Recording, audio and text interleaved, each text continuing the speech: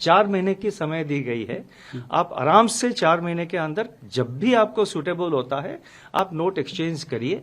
ऐसा नहीं कि आप तुरंत आज ही जाए, कल ही जाए, मतलब आज मतलब कल से शुरू हो रहा है। ये नहीं कि आप मतलब तुरंत बैंक में जाके रश करें और इसको करें, आराम से करिए, टेक योर टाइम। 4 महीने है, by September 30th please exchange it, and time is given up to September 30th so that it is taken seriously, because otherwise if you leave it open ended then it becomes a kind of a endless process. You have also raised the question after 30th September, yes. What?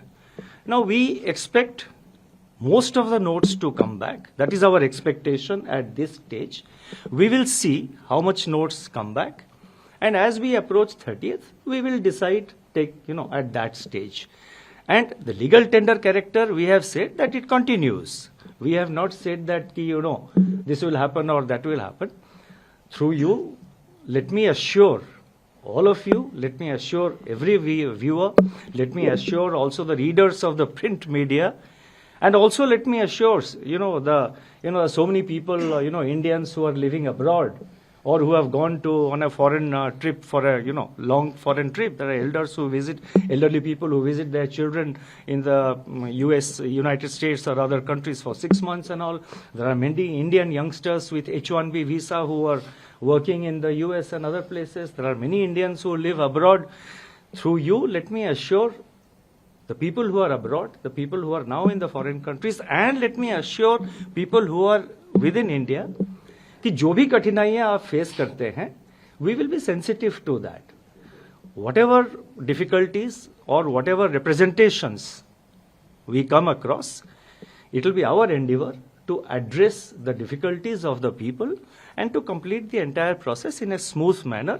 So इसीलिए चिंता की कोई कारण नहीं है, आप आराम से एक्सचेंज करिए नोट। आपका जितना कोई भी कंप्लेंट हो, कोई भी डिफिकल्टी, कठिनाइयां हो, तो हम बैंकों के थ्रू या डायरेक्टली हम तो उसको मॉनिटर कर रहे हैं। जितना इस टाइप का प्रॉब्लम आएगा उसको हम एड्रेस करेंगे। इसमें से 30 सितंबर के बाद सितंबर वाली बात हिंदी में बता दीजिए सर। 30 सितंबर वाली बात आप हिंदी में बता दीजिए सर। नहीं, आप सर देखिए, मैं आता हूँ। और एक तरफ आप करें लीगल टेंडर रहेगा। सुनिए, आप 1 by 1 करिए ना। मैं पहले आप एक बार state that it will not be banned after sir.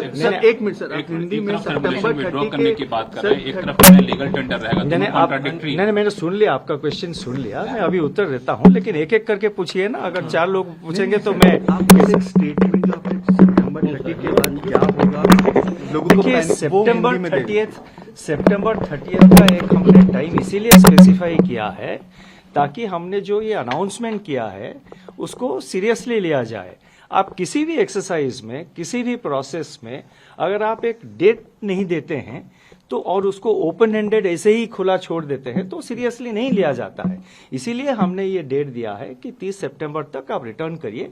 4 महीने की समय है, कोई जल्दबाजी की जरूरत नहीं है।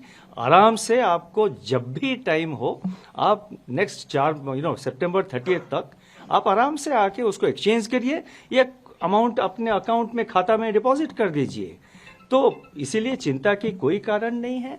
और जितना डिफिकल्टीज हो या जितना रिप्रेजेंटेशंस हो, मतलब जैसे कि मैंने कहा कुछ लोग फॉरेन कंट्रीज में रहते हैं, कुछ लोग फॉरेन ट्रैवल पे गए हैं, उन सबका जितने कठिनाइयां हैं, जितना डिफिकल्टीज है, वो हम सब स्टडी करके उसके कुछ हल निकालेंगे जरूर। ये मेरा आश्वासन है और मैं सबको अश्योर करना चाहता हूं कि कोई मतलब कंसर्न की बात नहीं है।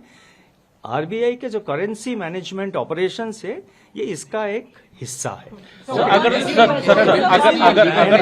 3,62,000 करोड़ रुपए 30 सितंबर तक। देखिए मैं तो देखिए मैंने आप एक रुक रहिए। अब 5 क्वेश्चन का तो एक ही आया। Lakshman please. Look, I will answer each and every question. Sir, I will start here. I will go round. So therefore, please have patience. Sir, अगर सवाल ये है कि एक तरफ आप कह रहे हैं करेंसी सर्कुलेशन से विड्रॉ कर रहे हैं, दूसरी तरफ आप कह रहे हैं कि लीगल टेंडर रहेगा। लोग ये कह रहे हैं कि जब सर्कुलेशन से विड्रॉ कर रहे हैं, हम उससे खरीदारी कर नहीं सकते, तो लीगल टेंडर रहने का मतलब क्या होगा? Can I just add to that, sir? नहीं, खरीदारी क्यों नहीं कर सकते हैं? No, but then others will. Yes, please. So what is happening, sir? Is No, I have read the newspapers. हम भी न्यूज़पेपर पढ़ते हैं, हम भी टेलीविजन देखते हैं। आप ऐसे रुकिए आप। अब दुकानों में अगर कोई एक्सेप्ट, वैसे मैं आपको एक बात बताऊं, पहले से भी कई छोटे छोटे दुकान में 2000 के रुपया के नोट एक्सेप्ट नहीं करते थे। ये कोई नई बात नहीं, कल से शायद बढ़ गया है कुछ। पहले भी मैंने खुद एक्सपीरियंस किया है। मेरे जानकारी के जितने लोग हैं उनका भी यही एक्सपीरियंस है। वो जब 2000 रुपए की नोट लेके जाते हैं कोई फ्रूट शॉप, कोई ठेले वाले के पास, कोई छोटे दुकान, वो कहता है कि सर मेरे पास चेंज नहीं है, आप ऐसा करिए, आप वो इसमें QR कोड में वो डिजिटली पेमेंट कर दीजिए ना, यहाँ पे लगी हुई है QR कोड, आप मोबाइल निकालिए, पेमेंट कर दीजिए। तो ये जो है एक रिलक्टेंस था 2000 रुपया नोट को मतलब एक्सेप्ट करने के लिए दुकानों में, ये पहले से था, कोई नई बात नहीं। कल के बाद शायद बढ़ गया है, मैंने पेपर भी देखा कुछ रिपोर्ट्स, लेकिन मैं तो नोटिफिकेशन में हमने कहा है it continues as legal tender, हमने तो कहीं पे नहीं कहा, उसके आगे तो और कुछ नहीं कहा। और मैंने ये कहा कि हमारा एक्सपेक्टेशन ये है कि 30 सितंबर के अंदर जो है मैक्सिमम क्वांटिटी ऑफ नोट्स वापस आ जाएंगे। हम देखेंगे उस वक्त, we will see and we will take it, we will decide. No, one question per person. Sir, my question is that post 30th September, will this continue to be a legal tender? If yes, then till when? वही question आप पूछ रहे हैं, it's the same question. We have said that it continues as legal tender. We will wait how much notes are coming. I cannot make a give a speculative answer कि 30th सितंबर के बाद क्या होगा।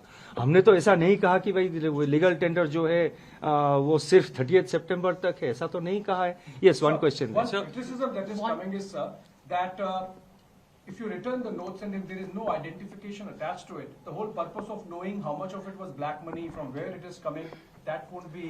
नहीं, देखिए, हमने ये कहा है बैंकों में करेंसी नोट्स एक्सचेंज करना हो या अकाउंट में डिपॉजिट करना हो, कैश में, कैश टू कैश आप एक्सचेंज कर रहे हैं या कोई भी कैश ट्रांजैक्शन अगर बैंक में करेंगे, उसका एक सेट प्रोसीजर है, एक सेट रिक्वायरमेंट्स, सेट गाइडलाइंस है।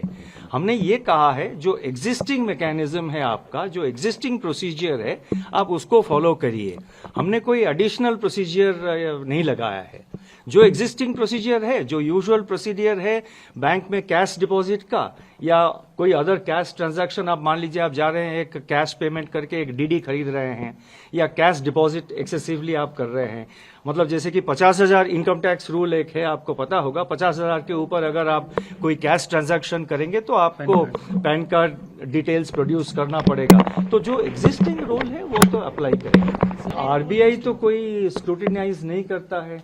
बाकी जो एजेंसीज है इनकम टैक्स वगैरह हो, वो तो अपना नॉर्मल प्रोसीजर फॉलो करेंगे। जैसे मैंने कहा कि वो 50,000 के ऊपर कोई अगर टैक्स होता है तो वो तो अदर एजेंसीज के ऊपर डिपेंड करता है वो क्या करते हैं। लेकिन आरबीआई के तरफ से हम ऐसे, मतलब किसने कैश ये किया, हम आरबीआई के तरफ से नहीं उसको नहीं करते हैं। जैसे आपको पता होगा बैंकों का एक रिपोर्टिंग सिस्टम है जिसको CTR, STR वगैरह कहते हैं, आपको सबको पता है, वो तो मॉनिटर करते हैं।